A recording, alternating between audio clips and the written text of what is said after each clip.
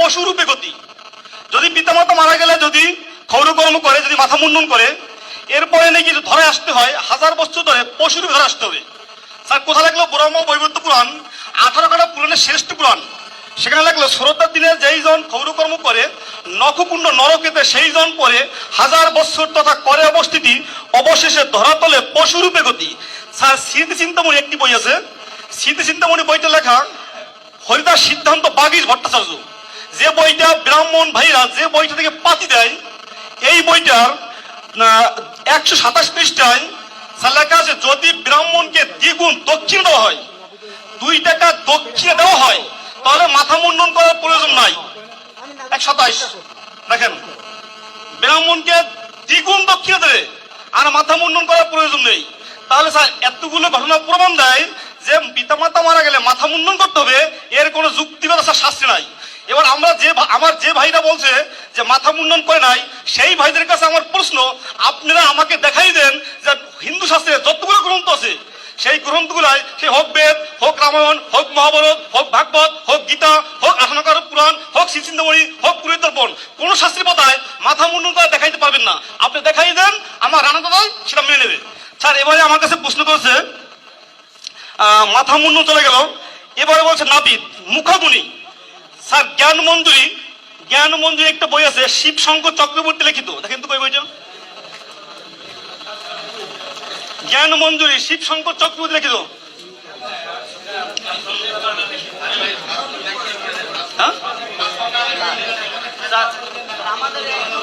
প্রথম খণ্ড আরে প্রথম খণ্ড জ্ঞান মঞ্জুরি কই?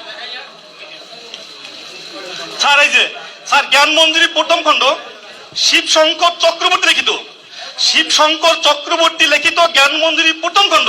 এইখানে 233 পৃষ্ঠায় লেখা আছে, পিতামাতা মারা গেলে মুখে আগুন দেওয়া এটা সভ্যতামূলক কাজ নয়, এটা অসভ্যতা এবং সংস্কার নয়। দেখেন স্যার লেখা আছে, আরো দেখছে কি, অগ্নি কই মুখাগুলি করতে বামস্ত দ্বারা কই বামস্ত ব্যবহার, মুখাগ্নি করতে বামহস্ত ব্যবহার বা মুখ ফিরিয়ে করা এসব আঞ্চলিক লৌকিক আচার, শাস্ত্র এ কথা বলেনি। মৃত আঞ্চলিক লৌকিক আচার। স্যার এইবারে বলছে স্যার ব্রাহ্মণের কথা। স্যার আমি একটু বেদের পাতায় যাব, সামবেদটা কই, সামবেদের 22 পৃষ্ঠায় এই কি লেখা আছে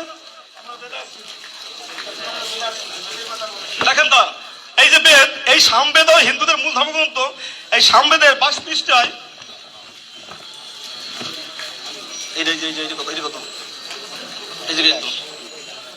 দেখেন লেখা আছে, ব্রাহ্মণের পুত্র ব্রহ্মবিদ্যার অধিকারী না হলে সে সেই অধিকার বলে সে অধিকার হতে স্বাভাবিকভাবে বঞ্চিত হবে।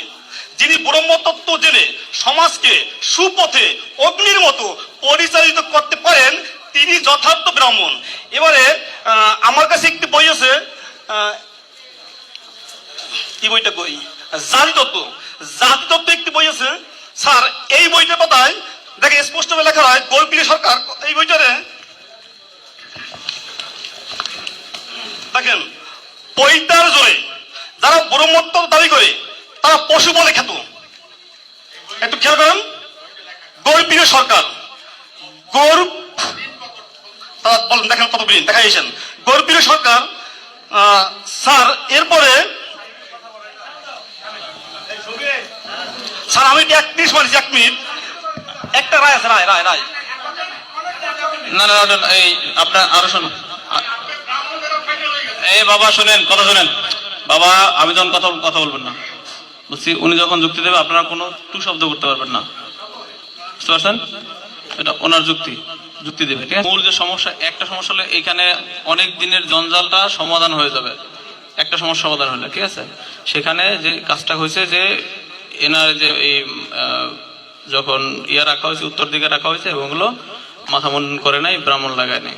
হ্যাঁ, কিন্তু যে কে ব্রাহ্মণ কেন এগুলো না, মানে ব্রাহ্মণ লাগে না এটা দিবেন, বা ওনটা কেন লাগে এটা ওনটা বলবে, আর হলো যে মাথা মুন্ডন লাগে না এটা বলবেন, এরা বলবে মাথা মুন্ডন লাগে, এটা বলবে যে উত্তর দিকে রাখতে পারেন আপনারা বলবেন, এরা বলবে না উত্তর দিকে না, দক্ষিণ দিকে রাখতে হবে।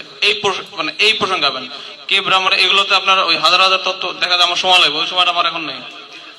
আর এইগুলো আমি এগুলো মোটামুটি সব জানি। ঠিক আছে, সুতরাং এগুলো বললে বারবার করে করার দরকার নেই। স্যার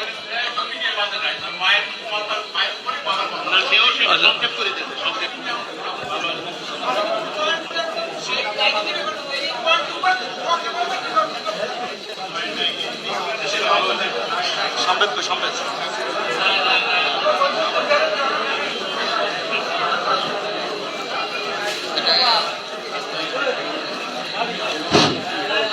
স্যার একটু খেয়াল করেন, সামবেদ বলল 22 পৃষ্ঠায় বেদ পাঠের সকলে অধিকার। ধরেন সামবেদ বলল 22 পৃষ্ঠায় বেদ পাঠের সকলের সবার অধিকার। স্যার পুরোহিত দর্পণে 22 পৃষ্ঠা বললো, দেখেন শূদ্রদিগের বেদ মন্ত্র অধিকার নাই। বেদে বলছে বেদ সবাই পাঠ করতে পারবে, শূদ্র আর 22 পৃষ্ঠা বলছে শূদ্রদিগের বেদ মন্ত্র অধিকার নাই।